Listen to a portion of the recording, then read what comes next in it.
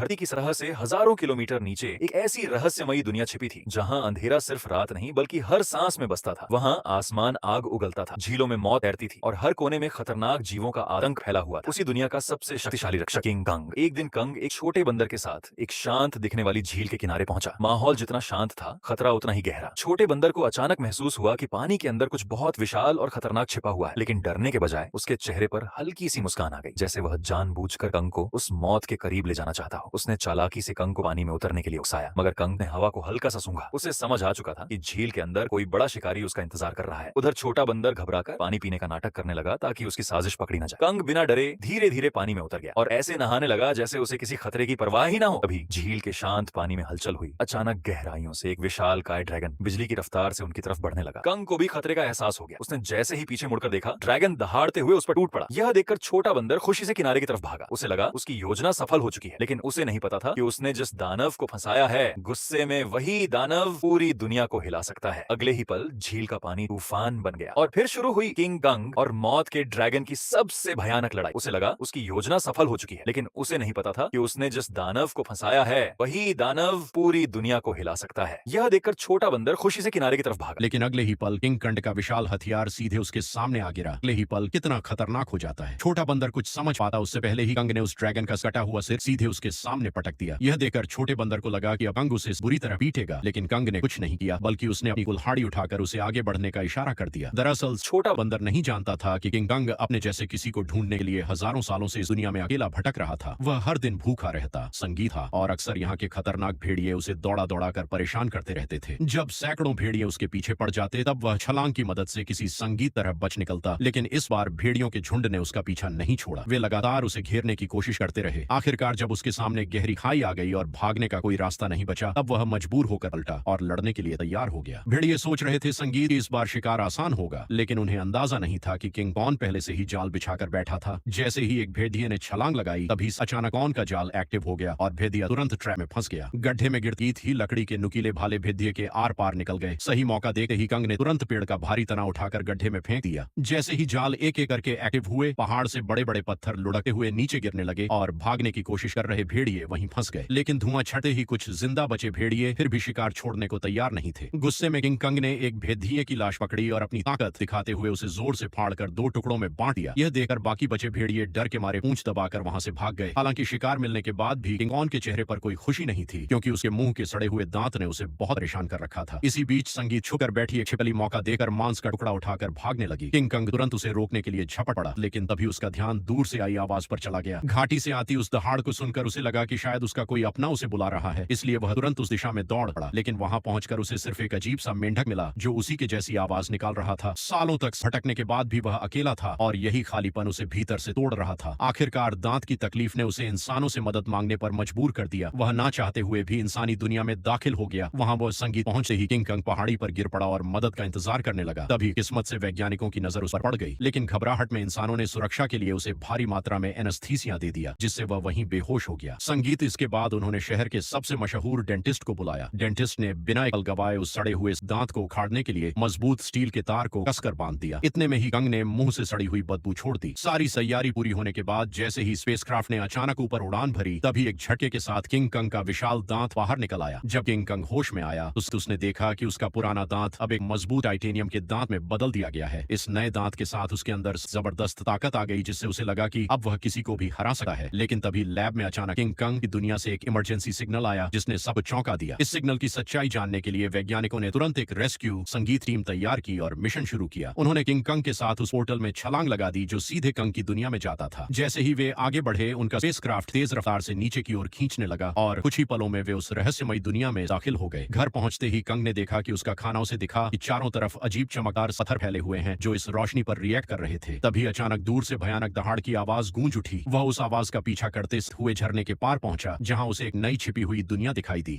धीरे धीरे आगे बढ़ते हुए उसे अजीब संगीत सी बदबू महसूस हुई जो उसे अपनी ओर खींच रही थी। अचानक उसके सामने एक बेहद खतरनाक और विशाल साया उभर आया, जिसे देख ही किंग कंग ने तुरंत अपनी कुल्हाड़ी उठाकर मुकाबले के लिए खुद को तैयार कर लिया। जैसे जैसे दोनों के बीच दूरी कम होती गई, वह विशाल साया धीरे धीरे छोटा होता गया और जब सामने आया तो सच्चाई कुछ और ही निकली। असल में वह कोई राक्षस नहीं बल्कि एक छोटा सा मासूम पीले बालों वाला बंदर था, जिसे देखकर वह खुद भी चौंक गया। हजारों सालों में पहली बार अपने जैसे किसी को देखकर किंग कंग तुरंत झुक गया और अपना हथियार संगीत नीचे रख दिया। इसके बाद उसने बंदर से दोस्ती करने के लिए अपना हाथ आगे बढ़ाया। उसे लगा था कि छोटा बंदर भी उसी की तरह अपने जैसे किसी को देखकर खुश होगा, लेकिन अचानक उसने किंग कंग को जोर से काट लिया। इतनी मुश्किल से अपने जैसे संगीत को ढूंढने के बाद किंग कंग उसे इतनी आसानी से जाने नहीं देना चाहता था, इसलिए वह बंदर के पीछे दौड़ पड़ा। लेकिन तभी अचानक उसके पीछे एक डरावना साया आ खड़ा हुआ, जिसे देखकर वह बुरी तरह चौंक गया, क्योंकि उसने आज तक अपने साइज का कोई गंजा गोरिल्ला नहीं देखा था। जैसे ही कंग उसकी ओर बढ़ने लगा, तभी अचानक दो लंबे हाथों वाले गोरिल्लाओं ने पीछे से आकर उसे जोर से जमीन पर गिरा दिया। गंजे के चेहरे की मुस्कुराहट देकर साफ था कि वे लड़ाई के इरादे से ही आए थे, इसलिए किंग कंग ने भी अब उन्हें मारने का इरादा कर लिया। उसने तुरंत से एक पत्थर उठाया और सीधे गोरिल्ला पर दे मारा। गुस्से में गंजा भी उस पर हमला करने दौड़ पड़ा, लेकिन कंग संगीत ने चालाकी से उसे भी मात दे दी। कुछ ही पलों में वह सबको जमीन पर गिराता चला गया, यहाँ तक कि गंजा कंग की कुल्हाड़ी को हाथ में लेकर भी कुछ नहीं कर पाया और चारों खाने चित हो गया। जैसे ही किंग कंग अपना हथियार उठाने बढ़ा, तभी छोटा संगीत पीला बंदर अचानक दौड़ कर आया और उसके चेहरे पर झपट कर हमला करने की कोशिश करने लगा। यह देखकर किंग कंग ने उसे भी पकड़ लिया और उसी को हथियार बनाकर बाकी गोरिल्लाओं की जमकर पिटाई कर दी। हालांकि वे जानते थे कि वे किंग कंग का सामना नहीं कर सकते, फिर भी वे बारी बारी से उस पर हमला करते रहे। इसी बीच एक बंदर गलती संगीत से खाई में गिर गया, लेकिन किंग कंग ने फुर्ती दिखाते हुए उसे तुरंत पकड़कर ऊपर खींच लिया। लेकिन एहसान मानने की बजाय उसने जमीन से चाकू उठाकर किंग कंग पर वार कर दिया। यह देखकर किंग कंग गुस्सा भड़क गया और उसने एक जोरदार लात मारकर उसे फिर से गहरी खाई में फेंक दिया। यह हाल देखकर गंजा डर गया और तुरंत पीछे मुड़कर भागने लगा। किंग कंग ने पास पड़ा पत्थर उठाकर उसकी तरफ फेंका, जो सीधा जाकर उसके सिर में जा लगा। चोट लगने के बाद भी वह कुछ बड़बड़ाता हुआ बिना पीछे देखे वहां से भाग गया। तभी किंग कंग ने पेड़ों के बीच में छुपे उस बंदर को पकड़कर बाहर निकाल लिया और जोर से जमीन पर पटक दिया, जिसके बाद उसने जमीन से गंजे का गिरा हुआ चाकू उठाया और छोटे बंदर को इशारा किया कि वो उसे गोरिल्ला संगीत के ठिकाने तक ले जाए। बेचारा छोटा बंदर मजबूरी में आगे आगे चलने लगा और किंग कंग उसके पीछे पीछे बढ़ता गया। जैसे जैसे वे अंदर की ओर बढ़ते गए, वैसे वैसे उन्हें वहां कई सारे खतरनाक जानवर दिखाई देने लगे, लेकिन इस शांत दिखने वाली जगह के अंदर हर कदम पर खतरा छुपा हुआ था। छोटा बंदर बचने के लिए चालाकी से उसे उस इलाके में ले गया जहां विशाल ड्रैगन रहता था, लेकिन उसे क्या पता था कि किंग कंग के सामने उसकी यह चाल ज्यादा देर टिकने वाली नहीं थी। अचानक एक विशाल ड्रैगन उसके सामने आ खड़ा हुआ, लेकिन कंग ने डरने की बजाय कुछ ही मिनटों में उसका काम तमाम संगीत कर दिया और फिर आराम से बैठकर उसे खाने लगा। यह देखकर छोटा बंदर भी उसके पास आना चाहता था, लेकिन डर के संगीत कारण हिम्मत नहीं जुटा पाया। किंग कंग ने उसकी हालत देखकर खुद ही मांस का टुकड़ा तोड़कर संगीत उसकी तरफ बढ़ा दिया, फिर भी छोटा बंदर उस पर भरोसा नहीं कर पा रहा था। यह देखकर किंग कंग गुस्सा हो गया और उसने मांस जमीन पर फेंक दिया, जैसे कह रहा हो खाना हो तो खा वरना सड़ में जा। भूख से बेहाल बंदर तुरंत मांस खाने लगा और हर कौर के साथ उसका नजरिया भी बदलने लगा। उसे लगा कि किंग कॉन उतना संगीत भी बुरा नहीं है जितना वह सोच रहा था। धीरे धीरे वह हिम्मत जुटाकर किंग कॉन के पास आकर बैठ गया और दोनों शांत होकर एक साथ वक्त बिताने लगे। इस पल बिल्कुल ऐसा लग रहा था जैसे कोई पिता अपने बच्चे के साथ सुकून के पल बिता रहा हो, लेकिन उन्हें जरा भी अंदाजा नहीं था कि जैसे जैसे वे आगे बढ़ रहे थे, खतरा तेजी से उनकी ओर आता जा रहा था। जैसे ही वे और गहराई में पहुंचे, तभी किंग कंग ने आखिरकार अपने जैसे जीवों को देख लिया, लेकिन यह देखकर उसका दिल टूट गया कि वे सब बेहद बुरी हालत में जी रहे थे। वे सभी दिन भर मजदूरी करने को संगीत मजबूर थे और उनका जीवन किसी नर्क से कम नहीं था। इसी दौरान एक बूढ़े बंदर से गलती से पत्थर गिर गया, जिससे गुस्सा होकर गोरिल्ला ने उसे बुरी तरह पीट दिया। यह देखकर किंग कंग खुद को रोक नहीं पाया और उसने जोर से अपनी कुल्हाड़ी जमीन पर मारकर उस बूढ़े बंदर को उठा लिया। तभी वहां मौजूद पहरेदार गुस्से में किंग कॉन्ग की तरफ दौड़ा और उसे दखल न देने की चेतावनी देने लगा, लेकिन अगले ही पल किंग कॉन्स की हिम्मत ने बाकी बंदरों में उम्मीद जगा दी। लेकिन उसी वक्त भागा हुआ गंजा यह सब देख रहा था। उसने तुरंत जाकर यहाँ के राजा स्कार किंग को सब कुछ बता दिया। गोरिल्ला की बातें सुनते ही स्कार किंग का गुस्सा फूट पड़ा। जैसे ही वह अपने सिंहासन से उठा, रास्ते में आने वाले सभी बंदर संगीत उसके सामने झुकते चले गए, लेकिन किंग कंग बिना डरे वहीं खड़ा रहा। स्कार किंग ने ध्यान से उसे देखा और कंग के मुंह में लगे सील के दांत को देखकर वो हंस पड़ा, लेकिन अगले ही पल उसने अपना गुस्सा संगीत निकालने के लिए एक बंदर को लात मारकर धरते लावा में फेंक दिया। ये देखकर किंग कंग का गुस्सा अपने चरम पर पहुंच गया। अपनी ताकत दिखाने के लिए स्कार किंग ने अपने कंधे से हथियार निकाला और किंग कंग को सबक सिखाने के लिए खुद को तैयार कर लिया। किंग कंग ने भी तुरंत अपनी कुल्हाड़ी उठा ली और दोनों के बीच भयंकर लड़ाई शुरू हो गई।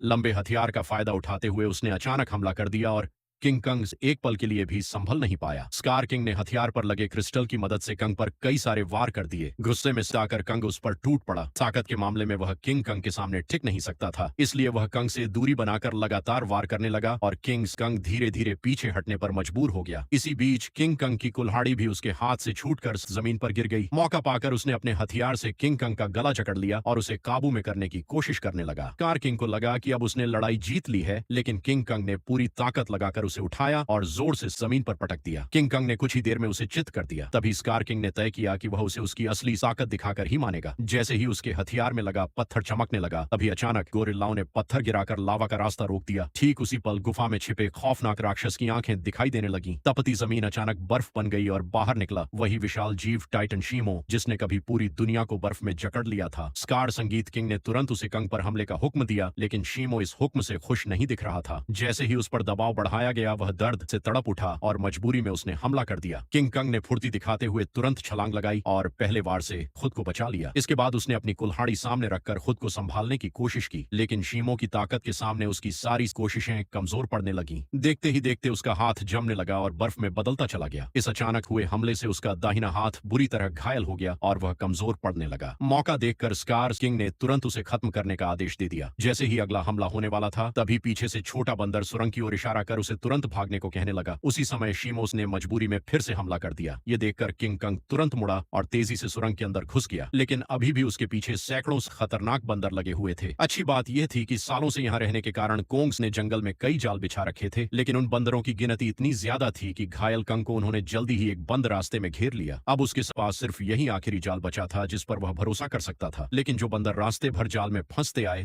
थे, इस बार अचानक सतर्क हो गए। उन्होंने तुरंत जमीन पर पड़ी उस बेल को देख लिया जो जाल को एक्टिव करने के लिए थी। जब कंग ने देखा कि उसका प्लान फेल हो चुका है, तब उसे लगा कि अब उसका अंत करीब है। ठीक उसी पल पहाड़ी के ऊपर लगा जाल अचानक एक्टिव हो गया और सैकड़ों टन भारी पत्थर सीधे उन पर गिर पड़े, जिससे वहां मौजूद सारे बंदर उन पत्थरों के नीचे दब गए। तभी कोंग ने देखा कि जाल को उस एक्टिव करने वाला कोई और नहीं बल्कि वही बंदर था। चीखने की आवाज। अब कंग बुरी तरह घायल था और लड़ने की हालत में नहीं था, इसलिए वह छोटे बंदर के सहारे इंसानों के पास लौटने लगा, लेकिन उसे अंदाजा नहीं था कि अभी भी एक बंदर जिंदा बच गया है। उधर कौन के साथ आए वैज्ञानिकों ने देखा कि उनका बेस पूरी तरह तबाह हो चुका है। तभी उनकी नजर चट्टान के ऊपर बने एक विशाल हाथ के निशान पर पड़ी, जिससे उन्होंने अंदाजा लगाया कि इस दुनिया में कोंग जैसे और भी विशाल जीव मौजूद है। जल्द ही वे जंगल की गहराई में पहुंच गए, जहां उन्हें एक छुपा हुआ यंत्र दिखाई दिया। जैसे ही लड़की ने उसे दबाया, उसी पल कई जगहों से पानी बहकर नीचे आने लगा। वह पानी मिलकर एक तेज धारा बन गई और जंगल के अंदर की ओर बहने लगी। वैज्ञानिक उसका पीछा करते करते एक रहस्यमयी जादुई दीवार के सामने पहुंच गए, जिसने जंगल के अंदर एक अदृश्य जगह को छुपा रखा था। जैसे ही उन्होंने उस दीवार को छुआ, तभी उसमें नीली चमक दौड़ पड़ी। यह देखकर उन्होंने तुरंत दीवार के अंदर एक छेद कर दिया और तभी उनके सामने एक ऐसा नजारा आया जिसे देखकर उनकी आंखें खुली रह गईं। दीवार के पीछे एक ऐसी सुंदर और रहस्यमयी दुनिया मौजूद थी जिसे आज तक न किसी ने देखा था और न ही उसके बारे में सुना था। जैसे ही वैज्ञानिकों ने इस दुनिया में कदम रखा, तभी अचानक उन्हें उस दुनिया के जनजातीय लोगों ने घेर लिया। यह लोग इंसानों जैसे दिखते थे, लेकिन उनकी वेशभूषा किसी नॉर्मल इंसान से बिल्कुल अलग थी। वे लोग वैज्ञानिकों को नुकसान पहुंचाए बिना सीधे अपने कबीले के पास ले गए। वहां पहुंचकर उन्हें पता चला कि यह लोग हजारों सालों से धरती संगीत के नीचे रह रहे हैं और उस पोर्टल की रक्षा कर रहे हैं जो ऊपर की दुनिया से सीधे जुड़ा हुआ है। स्कार किंग सालों से इसी जगह की खोज में लगा था ताकि वह इस पोर्टल की मदद से इंसानी दुनिया पर कब्जा कर सके। ठीक उसी समय इंसानों की गंध को सूंघते हुए किंग कंग वैज्ञानिकों तक पहुंच गया, लेकिन अदृश्य दीवार की वजह से वह भीतर की दुनिया को देख नहीं सका। इसलिए कबीले के लोगों ने उस जादुई दीवार में एक दरार बना दी, जिससे कोंग आसानी से अंदर घुस गया और सीधे इंसानों के बीच पहुंच गया। लेकिन उन्हें नहीं पता था कि यह सब पीछा कर रहे बंदर ने देख लिया था। जैसे ही किंग कंग इंसानों के सामने पहुंचा, तभी वह कमजोर पड़ गया और सीधे जमीन पर गिर पड़ा। स्कार किंग और शीमो का सामना नहीं कर सकता था, इसलिए उसके पास सिर्फ एक ही रास्ता बचा था, इंसानों की दुनिया में जाकर कई सालों से सौस रहे गॉडजिला को जगा देना। लेकिन उसे बिल्कुल अंदाजा नहीं था कि जिसे वह अपनी मदद के लिए बुलाने जा रहा है, वही गॉडजिला उसके लिए सबसे बड़ा खतरा साबित होने वाला है। अचानक पिरामिड के आसपास की जमीन तेजी से हिलने लगी और नीचे से एक मैकेनिकल हाथ बाहर निकल आया। यही वह जगह थी जो धरती तक पहुंचने का पोर्टल खोलती थी। जल्द ही कंग पोर्टल से बाहर निकल आया। कंग की आहट महसूस होते ही गॉडजिला अचानक नींद से जाग गया और बिना एक पल गवाए सीधे उसकी तरफ बढ़ने लगा। जैसे ही वह कंग के सामने पहुंचा तब गॉडजिला को लगा कि कंग उसे चुनौती देने आया है, इसलिए वह बिना एक पल गवाए पूरी रफ्तार से उस पर टूट पड़ा। उसकी आंखों में भरा गुस्सा साफ बता रहा था कि वह कंग को जिंदा छोड़ने वाला नहीं है। तेजी से अपनी ओर बढ़ते गॉडजिला को देखकर कंग ने हाथ उठाकर उसे समझाने की कोशिश की, पर गॉडजिला अब किसी भी बात को सुनने वाला नहीं था। उसने सीधे टक्कर मारकर कंग को सैकड़ों मीटर दूर फेंक दिया। गॉडजिला को रुकता ना देखकर कंग ने पीछे से हमला किया ताकि किसी तरह उसे शांत कर सके, लेकिन रेत आंखों में जाते ही गॉडजिला और भड़क गया। उसने पलटकर कंग के हाथ को अपने जबड़ों में जकड़ लिया और जोर से उसे जमीन पर पटक दिया, जिससे कंग पूरी तरह चकरा गया। कंग संभल भी नहीं पाया था कि गॉडजिला फिर से उस पर टूट पड़ा। जब बातों से कुछ नहीं हुआ तो कंग ने भी जोरदार पलटवार शुरू कर दिया। हालांकि गॉडजिला अपने सबसे ताकतवर रूप में था, लेकिन मैकेनिकल आर्म की ताकत के साथ अब कंग भी किसी से कम नहीं था। लेकिन जब कंग ने देखा कि वह गॉडजिला को हरा नहीं पाएगा, तब उसने बिना एक पल गवाए उसे पकड़कर जबरदस्ती पोर्टल की ओर खींचना शुरू कर दिया। उधर कबीले के लोगों ने स्कार किंग को रोकने के लिए एक खास रेड लिक्विड पानी में मिला दिया। जैसे ही लिक्विड पानी में घुला, एक जादुई बदलाव शुरू हो गया। उसे एक ऐसा सिस्टम से एक्टिव हुआ जो दो विशाल पिरामिड को आपस में जोड़ने लगा, और जैसे ही यह पिरामिड जुड़ते ग्रेविटी कुछ समय के लिए खत्म हो जाती, जिससे सब हवा में उड़ने लगते और स्कार किंग के लिए पोर्टल तक पहुंचना लगभग नामुमकिन हो जाता। लेकिन पिरामिड पूरी तरह जुड़ पाते उससे पहले ही स्कार किंग वहां पहुंच गया। आते ही उसने उस एंटी संगीत ग्रेविटी सिस्टम को पहचान लिया। उसने तुरंत शीमो को आदेश दिया कि वह बर्फ से पिरामिड के बीच का रास्ता बंद कर दे। तभी अचानक पोर्टल से एक तेज रोशनी निकली और जमीन पर आ गिरी। अगले ही पल गॉडजिला और कोंग मलबे को चीरते हुए बाहर निकल आए। जैसे ही गॉडजिला की नजर शीमो और स्कार किंग पर पड़ी, तभी उसे सब समझ आ गया कि कंग उसे यहां क्यों लाया है। इसलिए बिना एक सेकंड गवाए वह कंग के साथ मिलकर उन पर टूट पड़ा। उधर स्कार किंग भी शीमोस के साथ उनकी तरफ बढ़ने लगा। दोनों तरफ कोई भी कमजोर नहीं था। जैसे ही चारों भिड़े, उसी पल बर्फ टूट गई और पिरामिड आपस में टकरा गए। उस टक्कर से निकली लहर ने पूरी जगह की ग्रेविटी खत्म कर दी। हर कोई हवा में तैरने लगा। लेकिन इसके बावजूद गॉडजिला बिना ग्रेविटी के भी तेजी से बचते हुए सीधे शीमो की तरफ बढ़ने लगा। वहीं चालाक स्कार किंग ने को की कुल्हाड़ी उठाकर उसी पर हमला कर दिया, पर कोंग ने अपने मैकेनिकल आर्म से हर वार को रोक दिया। कुछ ही पलों में हालात पलट गए और कोंग स्कार किंग पर भारी पड़ने लगा, लेकिन दुश्मन ज्यादा होने की वजह से उस पर पीछे से हमले होने लगे। यह देखकर छोटा बंदर पत्थर उठाकर कोंग की मदद करने लगा। तभी मौका पाकर शीमो ने गॉडजिला पर हमला किया और कुछ ही पलों में उसे पूरी तरह बर्फ में जमा दिया। लेकिन गॉडजिला भी उससे कम नहीं था। उसने एक ही झटके में बर्फ तोड़ दी। उसी समय एंटी ग्रेविटी सिस्टम बंद हो गया और दोबारा ग्रेविटी लौट आई। मौका मिलते ही स्कार किंग कोंग की पकड़ से निकलकर सीधे पोर्टल में कूद पड़ा। उसे रोकने के लिए गॉडजिला और कोंग भी उसके पीछे कूद पड़े, लेकिन इस अफरा तफरी में कोंग की कुल्हाड़ी वहीं छूट गई। दूसरी तरफ इंसानों को अंदाजा भी नहीं था कि कितना बड़ा खतरा आने वाला है। अचानक समुद्र की लहरें जमकर बर्फ के पहाड़ में बदल गईं। अगले ही पल स्कार किंग शीमो के साथ धरती पर पहुंच गया। खुले आसमान की रोशनी पाकर उसने नीचे मौजूद इंसानों को देखकर जोरदार दहाड़ लगा दी। अब उसे लगा कि पूरी दुनिया पर राज करने का समय आ गया है। उसने शीमो को आदेश दिया कि वह आसमान को जवाब दे। शीमो ऐसा नहीं करना चाहता था, फिर भी मजबूरी में उसने हर तरफ बर्फ बरसानी शुरू कर दी। देखते ही देखते इमारतें भी इस तबाही में जमकर टूटने लगीं। जब स्कार किंग को लगा कि अब उसे कोई नहीं रोक सकता, तभी कंग ने एक जोरदार मुक्का मारकर उसका 3 टन का दांत जमीन पर गिरा दिया। गुस्से में स्कार किंग ने कंग पर हमला करने का आदेश दिया, लेकिन उसी समय गॉडजिला वहां पहुंच गया और उसने शीमो को रोक लिया। अब बिना शीमो की मदद के स्कार किंग ज्यादा देर टिक नहीं सकता था, इसलिए उसने एक विशाल इमारत उठाकर कोंग की तरफ संगीत फेंक दी, लेकिन उसे कोंग को कोई खास नुकसान नहीं हुआ। तभी अचानक शीमो पीछे से आकर कोंग के मैकेनिकल आर्म पर झपट पड़ा। शीमो ने फिर से कोंग का हाथ जमाना शुरू कर दिया। यह देखकर स्कार किंग को लगा कि अब उसकी जीत पक्की है, लेकिन उसने पीछे खड़े गुस्से से भरे गॉडजिला को नजरअंदाज कर दिया। गॉडजिला ने तुरंत अपनी पूरी ताकत जगाई और उसका शरीर बैंगनी रोशनी से चमक उठा। अगले ही पल उसने सीधे स्कार किंग पर जोरदार हमला कर दिया, लेकिन स्कार किंग घबराकर किसी तरह बच निकला। उसने अपने हथियार से पलटवार करने की कोशिश की, लेकिन गॉडजिला ने उसे पकड़ लिया और एक ही झटके इसमें 2 हिस्सों में तोड़कर अलग कर दिया, जिससे शीमो को कंट्रोल करने वाला क्रिस्टल नीचे गिर पड़ा। स्कार किंग उसे उठाने के लिए झपटा, लेकिन गॉडजिला ने उसे कोई मौका नहीं दिया। अब सब कुछ उस क्रिस्टल पर टिका था। जिसके हाथ में भी क्रिस्टल आता वही इस लड़ाई को जीत पाता। उसी अहम पल में छोटे बंदर की नजर कोंग की छोड़ी हुई कुल्हाड़ी पर पड़ी। वह तुरंत छलांग लगाकर नीचे उतरा और कुल्हाड़ी उठाकर इंसानों उसकी दुनिया में पहुंच गया। जैसे ही उसकी नजर जमीन पर पड़े उस क्रिस्टल पर पड़ी, तभी उसने बिना देर किए कुल्हाड़ी के एक वार से उसे चकनाचूर कर दिया। क्रिस्टल टूटते ही शीमो पूरी तरह आजाद हो गया। गुस्से में भरा स्कार किंग छोटे बंदर को पकड़कर मारने ही वाला था, लेकिन कोंग बीच में आकर उस पर टूट पड़ा और कुछ ही मुक्कों में स्कार किंग को चित कर दिया। अब बिना उस क्रिस्टल के स्कार किंग कमजोर पड़ चुका था। उधर आजाद हुआ शीमो गॉडजिला की तरफ देखने से लगा, मानो किसी इशारे का इंतजार कर रहा हो, और फिर हजारों साल बाद उसने वही किया जो वह हमेशा से करना चाहता था। एक ही इस पल में उसने स्कार किंग को बर्फ की मूर्ति में बदल दिया। अगले ही पल कोंग ने उसे हवा में उछालकर पूरी ताकत से जमीन पर पटक दिया और उसके शरीर को वहीं चकनाचूर कर दिया। अब गॉडजिला ने आसमान की ओर देखकर जबरदस्त ऊर्जा छोड़ी, जिससे काले बादल छट गए और सूरज की रोशनी धीरे धीरे धरती पर लौट आई। इसके बाद गॉडजिला अपने इलाके में लौट गया और फिर गहरी नींद में सो गया और क्वंग अपने नए साथी के साथ धरती के भीतर वापस लौट गया, जहां वह अपने कबीले के साथ मिलकर एक नई शुरुआत करने लगा।